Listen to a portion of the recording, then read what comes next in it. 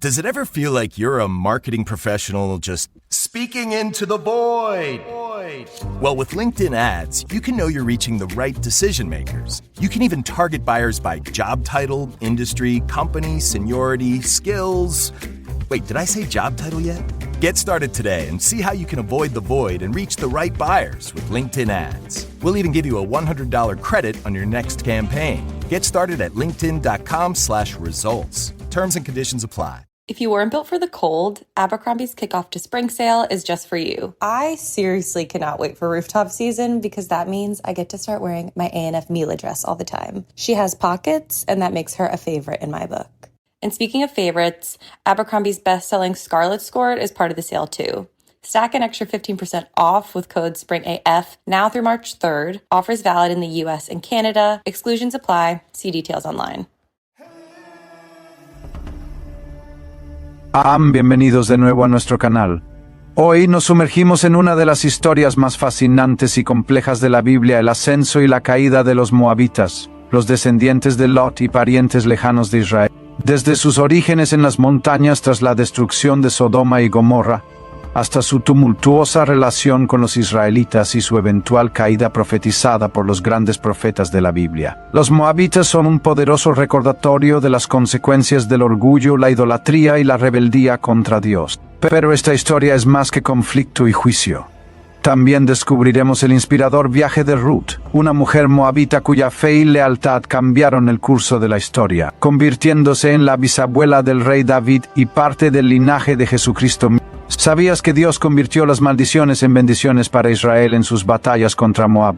¿O que la caída de los moabitas fue predicha mucho antes de que desaparecieran de la historia? ¿Y qué lecciones podemos aprender de su historia hoy en día? Quédate con nosotros mientras revelamos la increíble historia de los moabitas, llena de batallas, traiciones, redención y palabras proféticas que se hicieron realidad. No querrás perderte esto.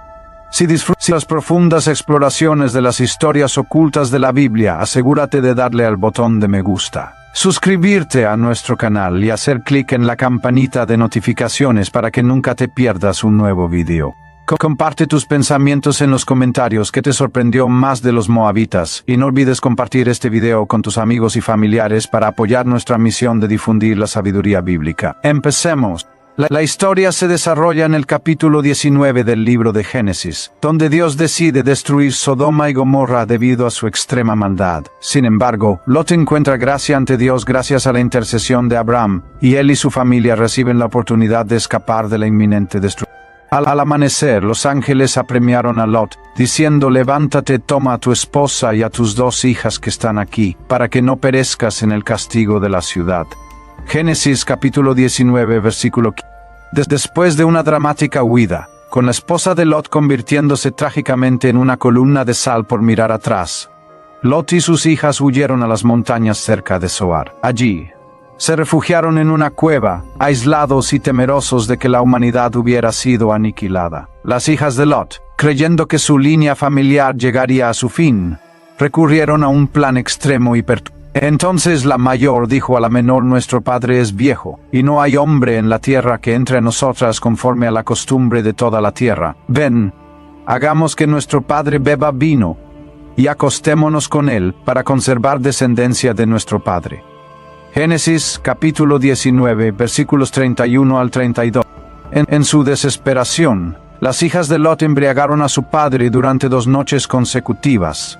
Cada una se acostó con él y ambas quedaron embarazadas. La hija mayor dio a luz a un hijo llamado Moab, quien se convirtió en antepasado de los moabitas, mientras que la menor dio a luz a un hijo llamado Ben-Ammi, el padre de los... Así las 2 hijas de Lot concibieron de su padre. La mayor dio a luz un hijo y le puso por nombre Moab. Él es el padre de los moabitas hasta el día de hoy. La menor también dio a luz un hijo y lo llamó Ben-Ammi. Él es el padre de los amonitas hasta el día de hoy. Génesis capítulo 19, versículos 36 al 38.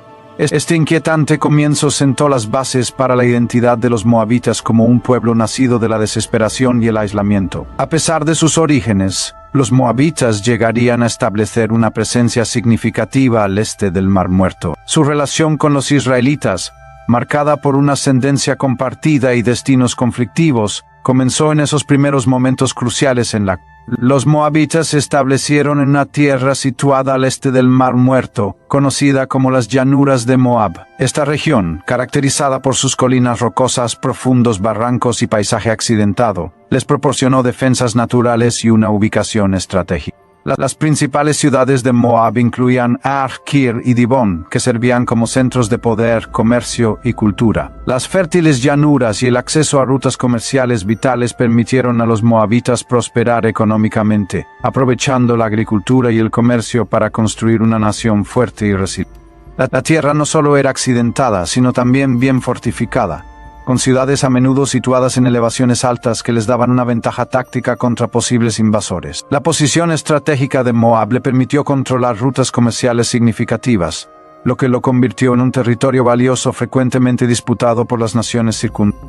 Y el Señor me dijo, no molestes a Moab, ni te metas con ellos en guerra, porque no te daré posesión de su tierra, ya que he dado a Ar a los descendientes de Lot como posesión. Deuteronomio capítulo 2, versículo. La instrucción de Dios a los israelitas de no provocar a los moabitas fue un reconocimiento del derecho de Moab a su tierra como descendientes.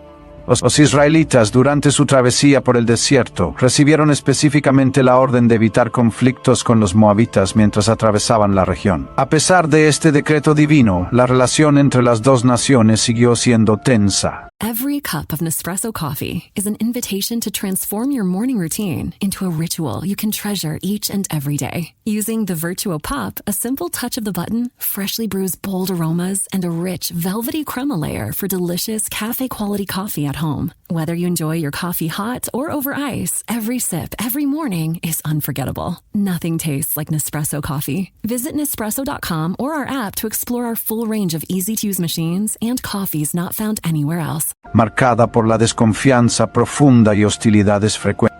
La capital de Moab, Dibón, jugó un papel importante en su historia, y fue el sitio donde se descubrió la famosa estela de Mesa, un monumento de piedra que proporciona un relato de las victorias del rey Mesa de Moab sobre Israel. Este artefacto, que data del siglo IX a.C., destaca los conflictos prolongados entre Moab e Entonces Israel envió mensajeros a Sehón, rey de los amorreos, diciendo, déjame pasar por tu tierra, no entraremos en campo ni en viña, no beberemos agua de pozo. Iremos por el camino del rey hasta que hayamos pasado por tu territorio. Pero Sehón no permitió a Israel pasar por su territorio. Números, capítulo 21, versículos 21 al 23. Aunque este versículo se refiere a los amorreos, subraya las frecuentes disputas territoriales y la importancia del camino del rey, una ruta comercial vital que también pasaba cerca de Moab. El control de tales rutas era crucial para la fuerza económica de Moab y contribuyó a la fricción continua con las naciones vecinas, incluyendo Israel. La tierra de Moab no solo fue un lugar de refugio y prosperidad para su pueblo, sino también una fuente de orgullo e identidad. Sus ciudades fortificadas eran símbolos de la resiliencia y determinación de los moabitas. Sin embargo, la riqueza y la posición estratégica de los moabitas a menudo los convirtieron en objetivos de conquista, llevando una historia compleja y cargada de conflictos con Israel. Después partieron los hijos de Israel y acamparon en los campos de Moab, junto al Jordán, frente a Jericó. En Números, capítulo 22, versículo 1. Los israelitas acamparon en las llanuras de Moab durante su aproximación final a la tierra prometida, directamente frente a Jericó. Esta proximidad inevitablemente condujo a interacciones tanto pacíficas como hostiles, preparando el escenario para una de las confrontaciones más notables cuando Balak, rey de Moab, buscó maldecir a Israel a través del profeta Balaam. La relación entre los moabitas y los israelitas era compleja y a menudo tensa, marcada por una mezcla de ascendencia compartida, intereses en conflicto e intervención divina. Aunque los moabitas eran parientes lejanos de los israelitas a través de su ancestro común Abraham, este parentesco hizo poco para prevenir las frecuentes tensiones entre las dos naciones. Durante el viaje de los israelitas hacia la tierra prometida, Dios instruyó específicamente a Moisés y a los israelitas que no provocaran a los moabitas ni se enfrentaran a ellos en batalla. A pesar de esto, los moabitas vieron el creciente poder de Israel como una amenaza significativa, especialmente después de presenciar las victorias de Israel sobre naciones poderosas como los amorreos. Pero el Señor me dijo, no molestes a Moab, ni provoques guerra con ellos.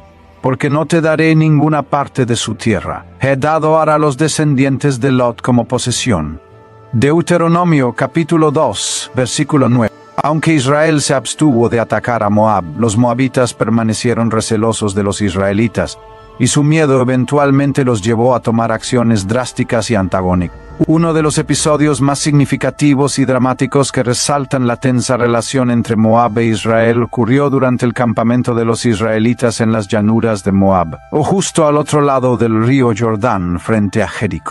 Balak, el rey de Moab, alarmado por el gran número de israelitas y sus recientes conquistas, buscó maldecir a Israel. Llamó a Balaam, un profeta bien conocido, con la esperanza de que una maldición debilitara a Israel y evitara que se convirtieran en una mayor amenaza para Moab. Entonces partieron los hijos de Israel y acamparon en las llanuras de Moab, junto al Jordán, frente a Jericó. Y Balak, hijo de Zippor, vio todo lo que Israel había hecho a los amorreos, y Moab tuvo gran temor del pueblo, porque eran muchos. En Números, capítulo 22, versículos 1 al 3. A pesar de las súplicas urgentes de Balak y las ofertas de grandes recompensas, Balaam se vio incapaz de maldecir a Israel como se le había pedido. En cambio, cada vez que intentaba pronunciar una maldición, Dios intervenía y convertía sus palabras en bendiciones, para gran frustración de Balak. Pero Dios dijo a Balaam: no vayas con ellos.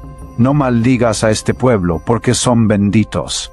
Números capítulo 22, versículo 2. Incluso cuando se le presionó para que continuara, Balaam solo pudo hablar las palabras que Dios puso en su boca, lo que llevó a una de las bendiciones más famosas sobre Israel: ¿cómo maldeciré yo al que Dios no maldijo? ¿Y cómo condenaré al que el Señor no ha condenado? Dios los sacó de Egipto, tienen la fuerza de un toro salvaje. Y Números, capítulo 23, versículos 8-22. Este episodio demostró la protección inquebrantable de Dios sobre Israel, convirtiendo potenciales maldiciones en declaraciones de la fortaleza y favor divino de Israel. A pesar de los intentos de los moabitas de socavar a Israel a través de la guerra espiritual, la mano de Dios permaneció sobre su pueblo. Sin embargo, la tensión no terminó con las maldiciones fallidas de Balaam. Los moabitas y sus aliados madianitas buscaron debilitar a Israel mediante medios más sutiles. Sedujeron a los israelitas hacia la idolatría y la inmoralidad, invitándolos a participar en el culto pagano y llevándolos por mal camino. Este incidente, conocido como el pecado en Peor, trajo severas consecuencias sobre Israel. Mientras Israel permanecía en Sittim, los hombres comenzaron a cometer inmoralidad sexual con las mujeres moabitas, quienes los invitaron a los sacrificios a sus dioses. El pueblo comió de los sacrificios y se inclinó ante estos dioses. Números capítulo 25, versículos 1 al 2. Este acto de engaño provocó la ira de Dios contra Israel, resultando en una devastadora plaga que cobró la vida de 24,000 israelitas. Fue un recordatorio contundente de los peligros espirituales que conllevan las alianzas comprometedoras y la continua enemistad de los moabitas hacia el pueblo escogido de Dios. A pesar de estas hostilidades, hubo momentos de paz y alianzas entre Israel y Moab. Durante la época de los jueces, hubo períodos de subyugación y cooperación, aunque estos a menudo fueron breves y marcados por la traición. El libro de Ruth también ofrece una ventana única a los aspectos más personales y redentores de esta relación, mostrando que individuos como Ruth podían cruzar las barreras culturales y religiosas, convirtiéndose en parte del gran plan de redención de Dios. Los moabitas estaban profundamente arraigados en prácticas idólatras que no solo definían su cultura, sino que también representaban un peligro espiritual para los israelitas. Central en el culto moabita estaba el dios Chemos, a menudo referido como la abominación de Moab. Chemos era una deidad asociada con la guerra, la fertilidad y en ocasiones incluso el sacrificio de niños, prácticas que contrastaban fuertemente con la adoración al Dios de Israel. Porque Salomón siguió a Astarte, diosa de los sidonios, y a Milcom, la abominación de los amonitas. Salomón hizo lo malo ante los ojos del Señor, y no siguió plenamente al Señor como lo hizo su padre David. Entonces Salomón edificó un lugar alto para Chemos, la abominación de Moab, en el monte que está al oriente de Jerusalén. Primer libro de Reyes, capítulo 11, versículos 5 al 7. Los israelitas fueron advertidos repetidamente por Dios para evitar mezclarse con las naciones paganas y sus prácticas, pero el atractivo seductor de las mujeres moabitas y sus rituales de adoración resultaron ser un obstáculo significativo. Uno de los incidentes más notorios de esto ocurrió en Sittim, donde el campamento de Israel estaba cerca del territorio moabita. Allí, los moabitas y sus aliados madianitas emplearon una estrategia más sutil, pero devastadora contra Israel. Utilizaron a sus mujeres para atraer a los hombres israelitas hacia relaciones prohibidas y la idolatría. Mientras Israel permanecía en Sittim, los hombres comenzaron a cometer inmoralidad sexual con las mujeres moabitas, quienes los invitaron a los sacrificios a sus dioses. El pueblo comió de los sacrificios y se inclinó ante estos dioses. Números capítulo 25, versículos 1 al 2. Este evento, a menudo referido como el pecado en Peor, involucró no solo inmoralidad sexual, sino también la participación en rituales paganos que incluían comer alimentos sacrificados a los ídolos y postrarse ante dioses, extranjeros. Este acto de rebelión contra los mandamientos de Dios fue más que una falla moral, representó una afrenta directa a la santidad de Dios y a la relación de pacto que había establecido con Israel. Así se unió Israel a Baal de Peor, y la ira del Señor se encendió contra ellos. Números capítulo 25, versículo 3. La respuesta de Dios fue rápida y severa. Una plaga mortal barrió el campamento israelita, matando a 24,000 personas. Este juicio catastrófico solo se detuvo cuando Fineas, el nieto de Aarón, tomó medidas drásticas matando a un hombre israelita y a una mujer madianita que desafiaban abiertamente la ley de Dios. El celo de Fineas por el honor de Dios detuvo la plaga, y fue elogiado por su justa indignación. A Fineas, hijo de Eleazar, hijo del sacerdote Aarón, ha apartado mi ira de los hijos de Israel al haber mostrado entre ellos el mismo celo que yo siento, para que no consumiera a los hijos de Israel con mi celo. En Números, capítulo 25, versículo 1. La idolatría de los moabitas no se limitó al incidente en Peor. Su influencia persistió a lo largo de la historia de Israel, tentando continuamente a los israelitas a desviarse de su pacto con Dios. El libro de los jueces registra que Israel cayó repetidamente en la idolatría, a menudo influenciado por naciones vecinas como Moab. Estas recaídas en la adoración de ídolos frecuentemente llevaron a ciclos de opresión, donde Dios permitió que Israel fuera subyugado por sus enemigos como castigo por su infidelidad.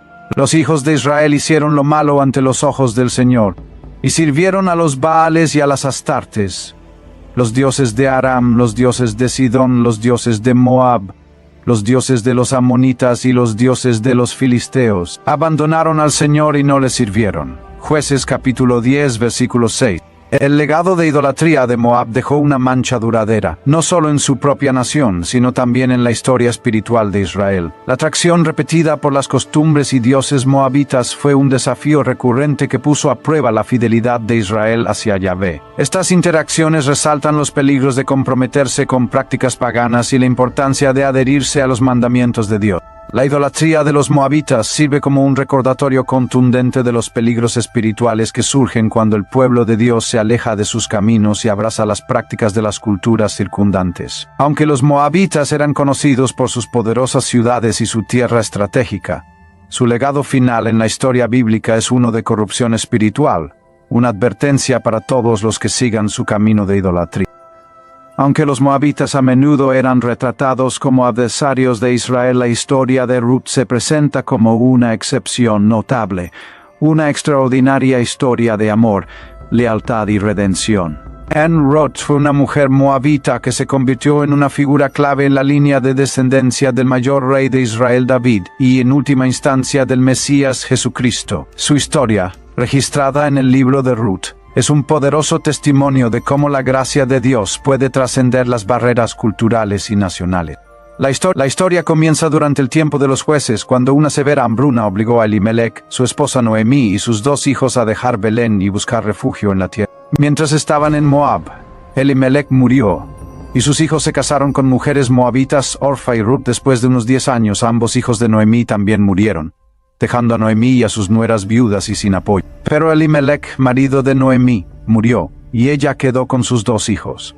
Estos se casaron con mujeres moabitas, el nombre de una era Orfa y el nombre de la otra Ruth. Habitaron allí unos 10 años, y murieron también Malón y Quilión, quedando así la mujer desamparada de sus 2 hijos y de su marido. En Ruth, capítulo 1, versículos 3 al 5. Sin medios de apoyo y sin futuro en Moab, Noemí decidió regresar a Belén, Instó a sus nueras a quedarse en Moab y buscar nuevos esposos, pero Ruth se negó a abandonarla. La respuesta de Ruth a Noemí es una de las declaraciones de lealtad más profundas en la Biblia. Pero Ruth respondió: no me ruegues que te deje y me aparte de ti, porque a donde tú vayas, yo iré, y donde tú mores, moraré. Tu pueblo será mi pueblo, y tu Dios, mi Dios. Donde tú mueras, moriré, y allí seré sepultada. Así me haga el Señor, y aún me añada, que solo la muerte hará separación entre nosotras. Ruth capítulo 1, versículos 16 al 17. La decisión de Ruth de dejar su tierra natal, su familia y sus dioses para abrazar al pueblo y al Dios de Israel fue un acto de fe valiente. Eligió seguir a Noemí de regreso a Belén, plenamente consciente de los desafíos que enfrentaría como extranjera y viuda. La disposición de Ruth para adoptar al Dios de Israel como propio demuestra la inclusividad de la gracia de Dios, que va más allá de las fronteras de Israel para atraer a personas de todas las naciones. Al llegar a Belén, Ruth buscó proveer para Noemí espigando en los campos durante la cosecha de cebada. La práctica de espigar, ordenada por Dios en la ley de Moisés, permitía a los pobres y a los extranjeros recoger el grano sobrante en los campos. Cuando ciegues la mies de tu tierra, no segarás hasta el último rincón de tu campo, ni recogerás las espigas caídas de tu cosecha. Las dejarás para los pobres y para el extranjero, yo soy el Señor tu Dios. Levítico capítulo 23 versículo 22. El arduo trabajo y el espíritu humilde de Ruth llamaron la atención de Buz, un rico y bondadoso terrateniente que era pariente de Elimelech. Buz mostró favor a Ruth, asegurando su seguridad y proporcionándole grano adicional. La integridad y la dedicación de Ruth hacia Noemí impresionaron profundamente a Buz, sentando las bases para una hermosa historia de redención. Buz le respondió: se me ha contado todo lo que has hecho por tu suegra después de la muerte de tu esposo, y cómo dejaste a tu padre, tu madre y tu tierra natal para venir a un pueblo que antes no conocías. Que el Señor te recompense por lo que has hecho y que recibas una recompensa completa de parte del Señor, el Dios de Israel, bajo cuyas alas has venido a refugiarte. Ruth capítulo 2 versículos 11 al A través de una serie de eventos guiados por la providencia de Dios, Buz, como redentor de la familia, tomó a Ruth como esposa. Este acto no solo redimió la línea familiar de Noemí, sino que también integró a Ruth, una moabita, en la comunidad del pacto de Israel. Su unión produjo un hijo llamado Obed, quien se convertiría en el abuelo del rey. Así que Buz tomó a Ruth, y ella fue su esposa. Y cuando él se unió a ella, el Señor le concedió concebir, y ella dio a luz un hijo. Entonces las mujeres dijeron a Noemí: bendito sea el Señor, que no te ha dejado hoy sin un redentor, y sea célebre su nombre en Israel. Ruth capítulo 4, versículos 13 al 14. La historia de Ruth no es solo un relato de lealtad personal, es un poderoso ejemplo de cómo el plan de redención de Dios a menudo trabaja a través de personas y circunstancias inesperadas. A pesar de su herencia moabita, la fe y la dedicación de Ruth le permitieron desempeñar un papel crucial en el plan de Dios para su pueblo. Se convirtió en la bisabuela de David, el más grande rey de Israel y en una antepasada de Jesucristo, el Redentor Supremo. Ahora, exploremos más a fondo la caída de Moab. A pesar de su papel significativo en la narrativa bíblica y su enemistad duradera con Israel, los moabitas finalmente enfrentaron el juicio divino por su orgullo, en idolatría y oposición al pueblo de Dios. La caída de Moab fue predicha por varios profetas, incluidos Isaías, Jeremías, Amós y Ezequiel, quienes advirtieron que la arrogancia y las prácticas idólatras de Moab llevarían a su... Los moabitas eran conocidos no solo por su poder militar y su posición estratégica, sino también por su espíritu orgulloso. Esta arrogancia, combinada con su continua idolatría, los llevó a creer que eran invencibles, una creencia que resultaría ser superior. El orgullo de Moab, muy orgulloso, es de su altivez, de su orgullo y de su arrogancia, y de la soberbia de su corazón. En Isaías, capítulo 16, versículo 6. La profecía de Isaías destaca el orgullo de Moab, describiéndolo como su defecto definitorio. La confianza de los moabitas en sus ciudades fortificadas, su riqueza y sus alianzas los cegó a su vulnerabilidad. Se jactaban de su fuerza y confiaban en sus ídolos, pero no reconocieron que su verdadera batalla era con... En Isaías profetizó que Moab sería humillado, que sus viñedos y campos símbolos de su prosperidad serían devastados, y que su alegría se convertiría. Por eso mi corazón gime como una lira por Moab, y mi interior por Kir-Hareset. Y cuando Moab se presenta, cuando se cansa en el alto lugar, cuando viene a su santuario a orar, no prevalecerá. En Isaías capítulo 16, versículos 11 al 2. Isaías describe a una nación luchando y desesperada, volviéndose a sus ídolos y altos lugares en busca de ayuda, pero sin encontrar respuesta.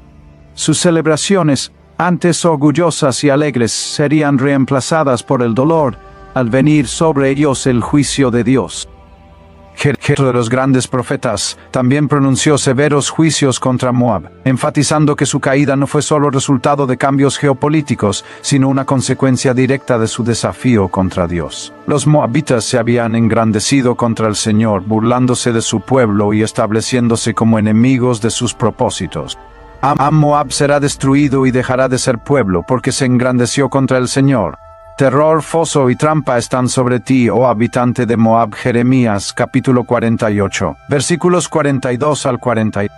La profecía de Jeremías describe la desolación completa de Moab. Sus ciudades serían destruidas, sus guerreros derrotados y su tierra quedaría desolada. La imagen de terror, foso y trampa ilustra la naturaleza ineludible del juicio de Dios. Nadie podría escapar de la calamidad que se... El cuerno de Moab es cortado y su brazo quebrado, declara el Señor.